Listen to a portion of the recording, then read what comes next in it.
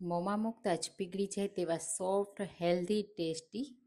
Hello friends, હું છું શીતલ. તમારું સ્વાગત છે મારા કિચનમાં.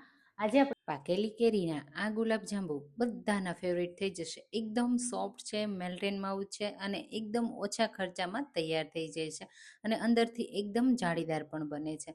તો તમે ક્યારે આવા પાકેલી કેરીના ગુલાબજાંબુ ટ્રાય નહીં કર્યા હોય તો ચાલો બનાવીએ. એના માટે લેશું આપણે 1 નંગ પાકેલી કેરી. તો હવે સિઝન પૂરી થવાની છે ને એની પહેલાં તમે આ ગુલાબજાંબુ એકવાર જરૂરથી ટ્રાય કરજો. તમે જુઓ આ રીતની એકદમ સરસ એવી પાકેલી કેરી લેવાની. માત્ર એક કેરી કે અડધી કેરી લેશો ને તો પણ થઈ જશે.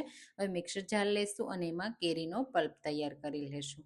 તો તમે ક્યારે પાકેલી કેરીમાંથી આવા ગુલાબજાંબુ ટ્રાય કર્યા છે કે નહીં મને કમેન્ટમાં ચોક્કસથી કહેજો. અને હા, મારી રેસીપી તમે કઈ સિટીમાંથી જુઓ છો ને એ મને જરૂરથી કહેજો, મને ખૂબ ગમશે. તો આ રીતે આખી કેરીને આપણે મિક્સર જારમાં એડ કરી હવે એમાં પાણી કે દૂધ એડ કર્યા વગર આ રીતનો એનો પલ્પ તૈયાર કરી લેશું. આ રીતનો થીક પલ્પ રેડી કરવાનો છે અને આપણે એને સાઈડમાં મૂકીશું. ત્યાં સુધીમાં આપણે આ ગુલાબજાંબુ બનાવવા માટે રવાનો યુઝ કરીશું. તો એને શેકવા માટે અડધી ચમચી ઘીમાં અડધો કપ રવો, તો રવો છે ને અહીંયા મેં ઝીણો લીધો છે આ રીતનો, અને એને આપણે સરસ રીતે શેકી લેશું. તો બહુ કલર ચેન્જ નથી થવા દેવાનો, માત્ર એમાંથી કચાશ નીકળી જાય ને ત્યાં સુધી શેકવાનો છે. તો થોડી જ વારમાં સરસ રીતે શેકાઈ જશે. જો વધારે ઘી પસંદ હોય ને તો વધારે ઘી પણ એડ કરવાનું, બહુ વધારે નહીં એડ કરવાનું, નહીંતર જ્યારે આપણે એને ફ્રાય કરીશું ને તો એ તેલ એબ્ઝોર્બ કરી લેશે. એટલા માટે આપણે આ રીતે સરસ શેકાઈ ગયા પછી એડ કરીશું એ જ કપથી અડધો કપ દૂધ અને દૂધને સરસ એવું મિક્સ કરીશું. અહીંયા જો તમને અંદર જાંબુ વધારે મીઠાશ પડતા જોઈતા હોય ને તો થોડી ખાંડ એડ કરી શકો છો. દૂધ બધું એબ્ઝોર્બ થઈ જાય ને રવો ફૂલી જાય ને ત્યાં સુધી આ રીતે મિક્સ કરવાનું. આ રીતે તમે જુઓ. પછી આપણે જે કેરીનો પલ્પ તૈયાર કર્યો છે ને એ એડ કરવાનો. અહીંયા ફ્લેવર જો તમને કોઈ પણ પસંદ હોય ને તો એ પણ એડ કરી શકો છો.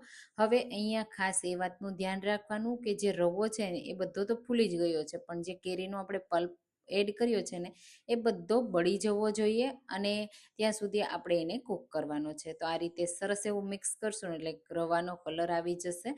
તો આ પાકેલી કેરીમાંથી મેં તમારી સાથે શીરાની રેસીપી શેર કરી છે, બરફીની રેસીપી શેર કરી છે અને આવી ઘણી બધી રેસીપીઓ અમારી સાથે મેં શેર કરી છે. તમને જો જોવી હોય ને તો મારી ચેનલ પર તમને મળી જશે. એકવાર એ રેસીપી પણ ચેક કરજો, બધાની ફેવરિટ થઈ જશે.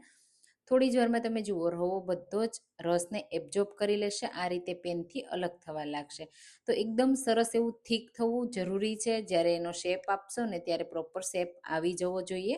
એટલા માટે આ રીતે જેટલું બને ને એટલું આપણે થીક કરવાનું છે.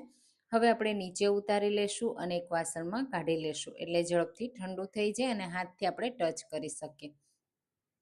આ રીતે બધું એક સાથે જ કાઢી લેશું. થોડું આ રીતે સ્પ્રેડ કરી લેશું જેથી જલ્દીથી ઠંડુ થઈ જાય. હવે આપણે એને 5 મિનિટ માટે એમ જ રહેવા દેશું. 5 મિનિટ પછી મેં 1 થી 2 વાર વચ્ચે ચલાવ્યું હતું અને બસ હવે આપણે એમાં એડ કરીશું મિલ્ક પાવડર 2 ટેબલ સ્પૂન જેટલો અને સરસ રીતે મિક્સ કરીશું. જો તમને આ સમયે એવું લાગે કે બહુ હાથમાં ચોટે છે તો ફરીથી તમે ગેસ ચાલુ કરી અને એકવાર ચલાવી અને પછી પણ પાછા જાંબુ વાળશો ને તો પણ ચાલશે. એવું નથી કે આ રીતનું થઈ જાય અને પછી હવે મારા ગુલાબજાંબુ ફેલ થશે, એવું નહીં થાય.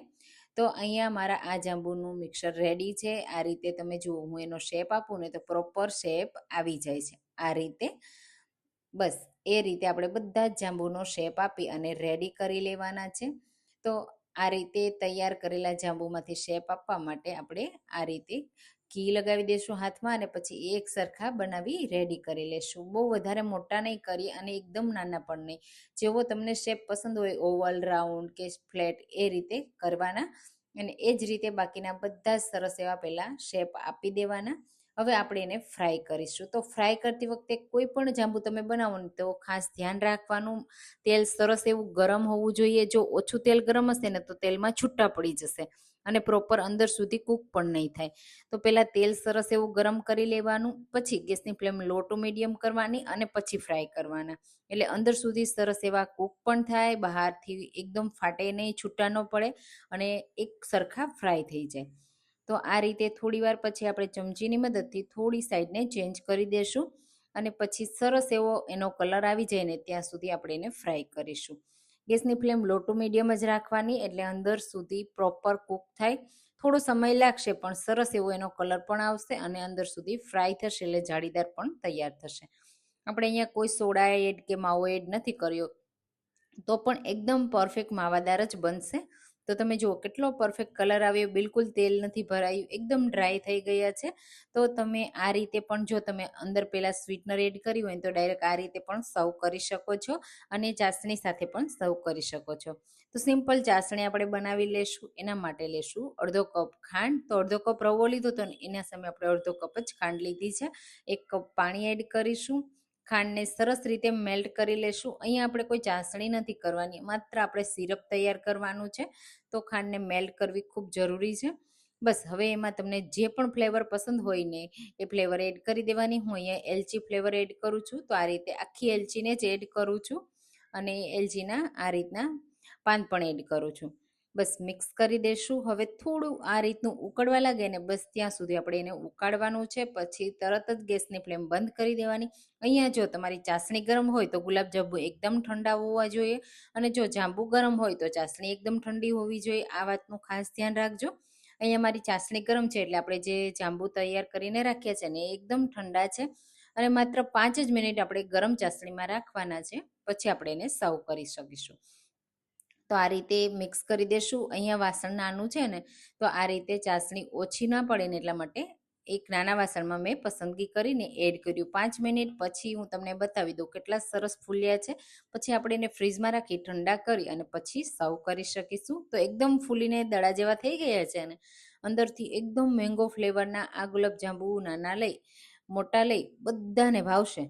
તો આ રીતે આપણે એને સર્વિંગ બાઉલમાં કાઢી લેશું. એકદમ પરફેક્ટ છે ને અને એકદમ પોચા રૂ જેવા બન્યા છે. જો વધારે ચાસણીમાં રહેવા દેશો ને તો તૂટી જશે, તો ખાસ એ વસ્તુનું ધ્યાન રાખજો. ઉપરથી આ રીતે પિસ્તાથી ગાર્નિશ કરી આપણે એને સર્વ કરીશું. છે ને એકદમ પરફેક્ટ. હું તોડીને પણ તમને બતાવી દઉં. એકદમ સુપર સોફ્ટ છે, અંદરથી એકદમ જાળીદાર છે. તો તમે આવી પાકેલી કેરીના ગુલાબજાંબુ ટ્રાય ના કર્યા હોય તો એકવાર આ રેસીપી ટ્રાય કરજો અને બધાને ખવડાવજો. બધાની ફેવરિટ થઈ જશે. ફરી મળીશું. Thank you.